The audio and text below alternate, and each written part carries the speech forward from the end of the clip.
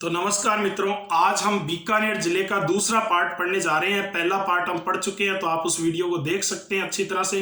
अब देखो, बीकानेर जिले के दूसरे भाग में आज हम सबसे पहले बात करेंगे लालगढ़ महल की, कि लालगढ़ पैलेस स्थित है बीकानेर में। कई बार प्रश्न आता है।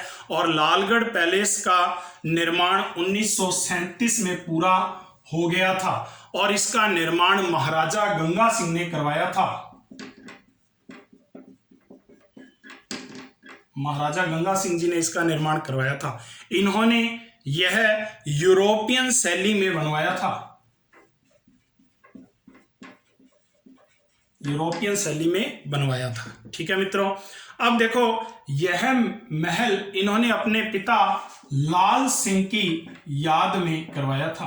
अपने पिता लाल सिंह की याद में करवाया था। लाल पत्थरों से बना हुआ है। दुलमेरा की खान से इनका पत्थर लाया गया है। ठीक है मित्रों, इसका वास्तुकार, जो इनका डिजाइन है, वास्तुकार, डिजाइन बनाने वाला, उनका नाम है स्टीवन जेकब। स्टीवन जेकब इनका नाम है मित्रों। अब देखो, यहां इस लालगढ़ पैलेस में कई चित्र बनाए हुए हैं जो मुल्लर ने बनाए हैं। ध्यान रखना, कई बार पूछा जाता है कि लालगढ़ पैलेस में चित्र किसने बनाए हैं? मुल्लर ने। ओके दोस्तों, अब देखो कि इस लालगढ़ पैलेस में अनूप संस्कृत लाइब्रेरी भी चल रही है। अनूप संस्कृत लाइब्रेरी। ठीक है मित्रों, सादुर संग्रहालय भी स्थित है यहां पर। इसका उद्घाटन लॉर्ड हॉर्डिंग्स ने किया था। अब देखो, इसके बाद हम बात करते हैं एक विशेष प्रश्न की जो पेपरों में पूछा जाता है। चिंदा क्या है? बीकानेर जिले से संबंधित है। चिंदा क्या है? तो देखो, बीकानेर में आखा तीज के पर्व पर एक विशेष प्रकार की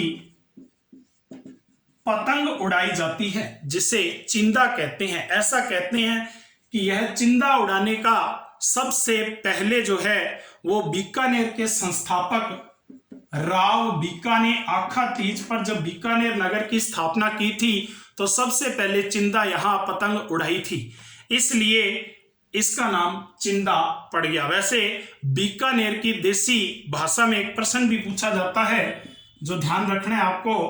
अगर आपसे पूछ ले तो अधो पूर्णो झांप टिकलियो आदि क्या है? तो याद रखना, ये पतंग के आकार के सूचक हैं।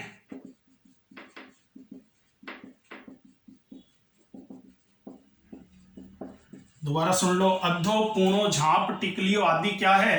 पतंग के आकार के सूचक है। ठीक है, इसके अलावा एक और प्रश्न बन सकता है, जबकि पतंग के रंगों और उसके स्वरूप के बारे में क्या नाम लेते हैं? तो देखो, कोयल, फरियल, आंखल, पकड़ो, टीकल क्या है? तो याद रखना, ये पतंग के रंगों और स्वरूपों के बात कर रहे हैं, नाम उनके हैं। अब देखो, राजस्थान में शतरंज संघ भी है। राजस्थान शतरंज संघ। तो आपसे पूछ ले कि राजस्थान में शतरंज संघ स्थित है, तो आप उत्तर दोगे बीकानेर में। इसके अलावा राजस्थान साइकिलिंग संघ भी बीकानेर में है। राजस्थान साइकिलिंग संघ भी बीकानेर में है। ठीक है मित्रों, तो राजस्थान शतरंज संघ कहां स्थित है? बीकानेर। राजस्थान साइकिलिंग संघ भी कहां है? बीकानेर में स्थित है। इसके अलावा एक बहुत ही इंपॉर्टेंट प्रश्न जो कई बार पूछा गया है, राजस्थानी भाषा साहित्य एवं संस्कृति राजस्थानी भाषा साहित्य एवं संस्कृति अकादमी स्थित है, तो याद रखना बीकानेर में स्थित है। 1983 में इसकी स्थापना की गई थी। अब देखो मित्रों, इसके अलावा बीकानेर जिले में उरमूल डेयरी भी स्थित है। उरमूल डेयरी बीकानेर में दूध से संबंधित है। इसके अलावा बीकानेर में ऊंट मेला भी लगता है और ऊंट नृत्य भी बीकानेर का प्रसिद्ध है। तो ये भी ऊंटों से संबंधित बातें आ जाती हैं। और यहां पर क्या प्रसिद्ध है, तो देखो पहला पशु चिकित्सा एवं पशु विज्ञान महाविद्यालय बीकानेर में स्थापित हुआ। तो इसकी स्थापना 16 अगस्त 1954 को हुई। स्थापना कब हुई? 16 अगस्त 1954 को। अब देखो मित्रों, इसके बाद राजस्थान में गलीचा भी बनता है, आप सब जानते हो, और बीकानेर अपने गलीचा बनाने के लिए प्रसिद्ध है। ठीक है मित्रों, बीकानेर में ऐसा कहते हैं कि सबसे पहले बीकानेर के शासक राम सिंह के काल में यहां गलीचे बनने प्रारंभ हुए थे। ये भी ध्यान रखना, फैक्ट आपसे पूछ सकते हैं किसके समय में गलीचे बनने प्रारंभ हुए, तो राम सिंह। अब देखो उस्ता कला जो है, ये ऊंट की खाल पर चित्रों का अंकन है। ऊंट की खाल पर, ठीक है, मुख्यतः ऊंट की खाल पर है। और आपने पढ़ा होगा जैसे लकड़ी वगैरह पर भी कर देते हैं, लेकिन ये मुख्य रूप से उस्ता कला ऊंट की खाल पर की जाती है, जिंदा ऊंट की खाल पर। आपने एक नाम भी सुना होगा, हिसामुद्दीन उस्ता। हिसामुद्दीन उस्ता ये काफी प्रसिद्ध उस्ता कलाकार थे। 31 मार्च 1986 को इनको पद्मश्री से सम्मानित किया गया था। ये भी ध्यान रखना मित्रों। अब देखो, अब हम बात करते हैं जूनागढ़ दुर्ग की। बीकानेरी भाषा में जूना का मतलब होता है पुराना, तो जूनागढ़ किला। तो जूनागढ़ किले की आपको बात बता दूं, 1937 से पहले बीकानेर का राज परिवार जूनागढ़ किले में ही रहता था, और 1937 के बाद बीकानेर का राज परिवार लालगढ़ पैलेस में जाकर रहने लगा था। इसलिए लालगढ़ पैलेस एक नया पैलेस बन गया, और ये जो जूनागढ़ था, बीकानेर का किला भी इसको बोलते हैं, तो राव बीका की टेकरी भी बोलते हैं। तो ये जो बीकानेर का किला है, ये पुराना हो गया, और जूना का मतलब बीकानेरी भाषा में पुराना किला होता है। ठीक है मित्रों, बात समझ में आ गई होगी। तो देखो जूनागढ़ का दुर्ग, इसकी बात करते हैं जूनागढ़ दुर्ग की, तो इसे बीकानेर का किला भी कहते हैं। बीकानेर का किला भी कहते हैं। इसका निर्माण राय सिंह ने करवाया था। कई बार ये प्रश्न आता है बीकानेर का किला किसने बनवाया, तो उत्तर दे देते हैं राव बीका। वो सही नहीं है, बल्कि इसका सही उत्तर है राय सिंह। ठीक है मित्रों, यह दुर्ग 1593 में बनकर तैयार हो गया था। कब बना था? 1593 में इसका निर्माण पूर्ण हुआ। अब देखो, यह दुर्ग राती घाटी नामक चट्टान पर स्थित है, इसीलिए इसे राती घाटी भी बीकानेर को कहा जाता है। राती घाटी चट्टान पर बना हुआ है। राती घाटी का किला भी किसको कहते हैं? जूनागढ़ दुर्ग को राती घाटी का किला भी कहते हैं। यह एक धानवन दुर्ग की श्रेणी में आता है। धानवन दुर्ग अर्थात यह भूमि दुर्ग भी आप कह सकते हो, भूमि दुर्ग की श्रेणी में आता है। तो ये जूनागढ़ की बात है। आप देखो, जूनागढ़ किले का एक और नाम है, इसे भव्यता के कारण जमीन का जेवर भी कहते हैं। जमीन का जेवर भी इसका उपनाम है।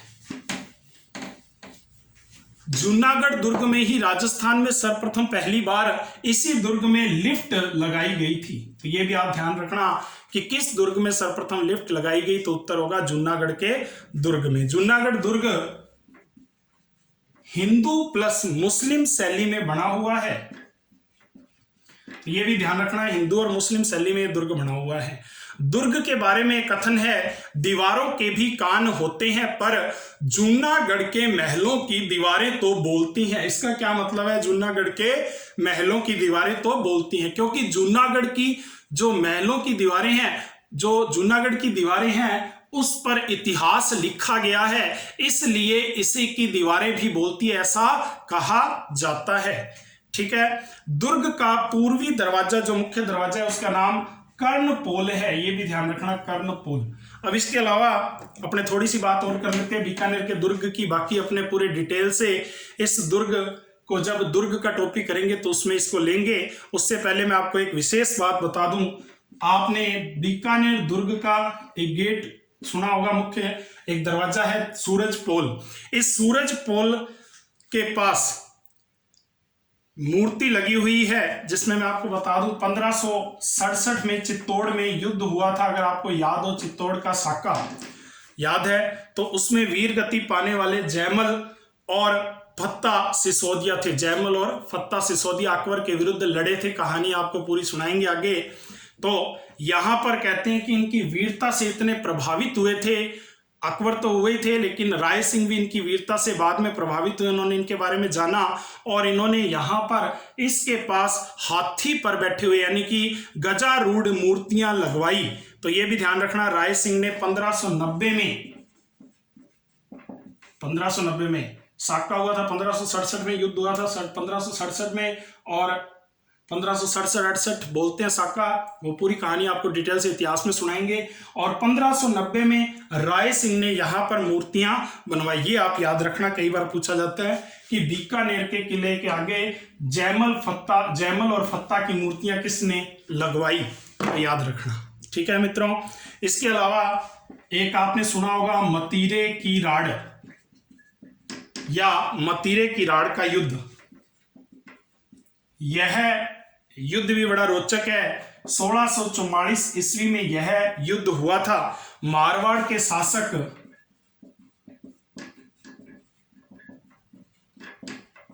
अमर सिंह थे। मारवाड़ के शासक अमर सिंह, वह बीकानेर के शासक कर्ण सिंह।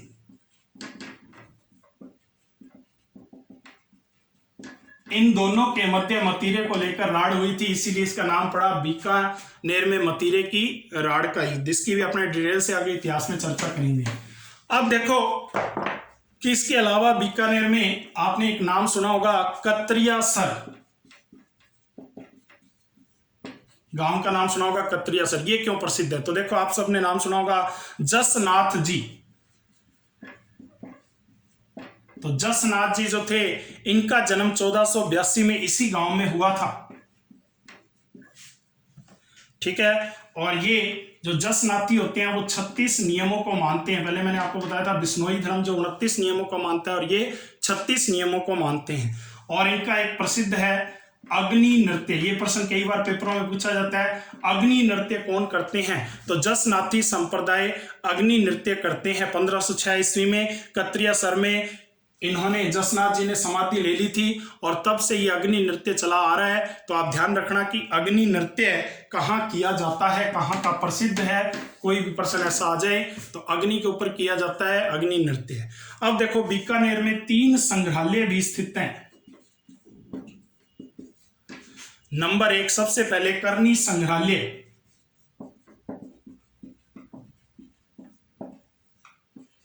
करनी संग्रहालय जूनागढ़ किले के गंगा निवास में स्थित है।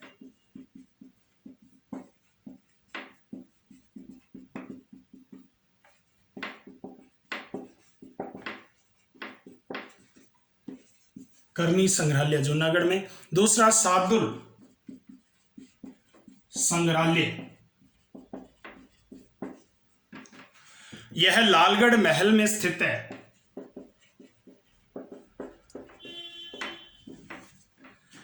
तीसरा, राजकीय संग्रहालय,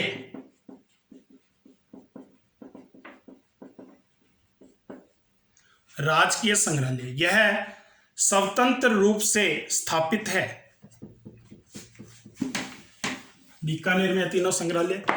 अब देखो इसके अलावा एक आपने नाम सुना होगा नापासर। नापासर में राजस्थान का पहला गो अभ्यारण्य बन रहा है। ठीक है मित्रों, इसके अलावा बीकानेर में एक और हाल ही में चर्चित प्रश्न है जो आपने सुना होगा, भारत का पहला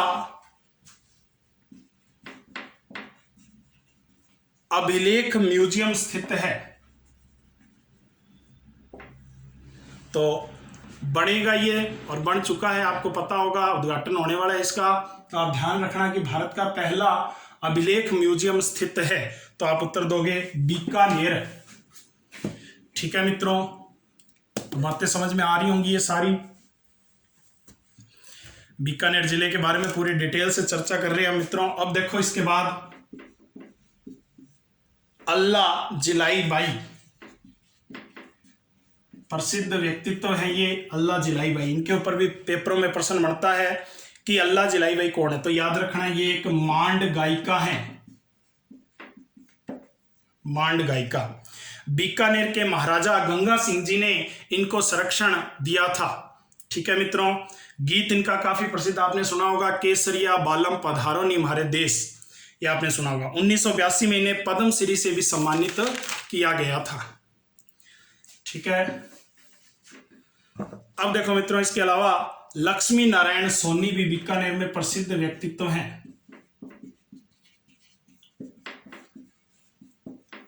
अब आपको होगी लक्ष्मी नारायण बीकानेर के प्रसिद्ध हस्तशिल्पी हैं।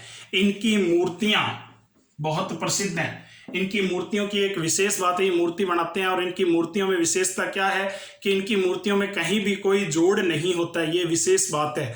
इन्हें इस महान उपलब्धि के लिए Limca book of world record में भी स्थान मिला है।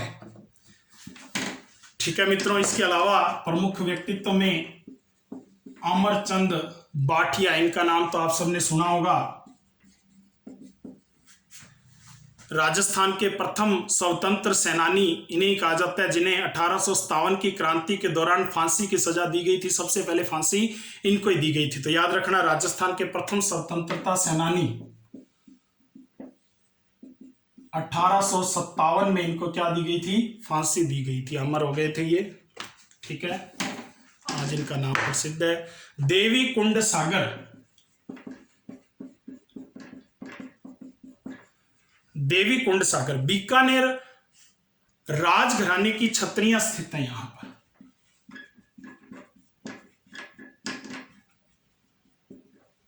ठीक है मित्रों, बीकानेर राजघराने की छतरियां स्थित है देवी कुंड सागर। इसके अलावा बीकानेर में आपने डॉक्टर लुई जीपीओ टेसीटोरी या एलपी टेसीटोरी का नाम सुना होगा। 22 नवंबर 1919 को इनका बीकानेर में निधन हुआ था। ये कई बार पूछ लेते हैं कि इनकी समाधि स्थित है, तो बीकानेर में 22 नवंबर 1919 का इनका निधन हुआ था बीकानेर में। ठीक है, इनके बारे में एक टिब्बों का मसीहा, ये बुक भी आपने पढ़ी होगी, इनकी जीवनी है। यह जीवनी राजस्थानी कथाकार श्री नथमल जोशी, नथमल जोशी जी द्वारा लिखी गई है इनकी जीवनी, ये भी आप ध्यान में रखना। इसके अलावा बीकानेर में ऊंटनी को दूध को बढ़ावा दिया जा रहा है और ऊंटनी के दूध के बारे में आपने सुना होगा। यह राष्ट्रीय उष्ट अनुसंधान केंद्र की ओर से प्रारंभ किया गया है और यह मधुमेह रोग के लिए बड़ा लाभदायक है। तो ध्यान रखना, ऊंटनी का दूध भी बीकानेर में प्रसिद्ध है, मधुमेह रोग के लिए काम आ रहा है। अब देखो बीकानेर में ही शार्दुल खेल विद्यालय भी स्थित है। ये भी कई बार प्रश्न पूछा जाता है कि शार्दुल खेल विद्यालय कहाँ स्थित है, बीकानेर में। ठीक है मित्रों, राष्ट्रीय मूल्यांकन एवं प्रत्यायन परिषद नेक ने, नेक आपने नाम सुना होगा, नेक ने राजस्थान में डूंगर महाविद्यालय को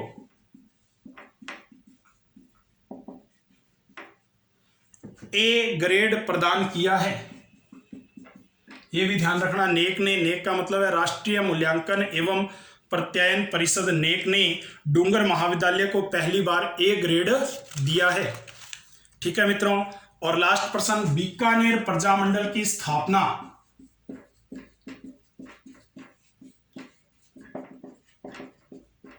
ये भी प्रश्न आता है, तो याद रखना 1936 में की गई बीकानेर प्रजामंडल की स्थापना। लेकिन ये याद रखना, बीकानेर प्रजामंडल की स्थापना बीकानेर में नहीं हुई है, बल्कि बीकानेर से बाहर कलकत्ता, इस समय वर्तमान में कोलकाता कह सकते हो आप, में हुई है। और इसकी स्थापना श्री मग्गा राम वैद्य द्वारा की गई है। ठीक है, बाकी अपने प्रजामंडल में डिटेल से पढ़ेंगे। अब देखो कि मित्रों, ये हमने बीकानेर का आज पार्ट 2 पढ़ा है। अगर आपको ये वीडियो अच्छी लगे तो आप इसको लाइक करना, शेयर करना, और आप अधिक से अधिक इसे देखते रहना। ठीक है मित्रों, सब्सक्राइब कर लेना ताकि आपके पास नोटिफिकेशन मिल सके। ओके, नमस्कार दोस्तों।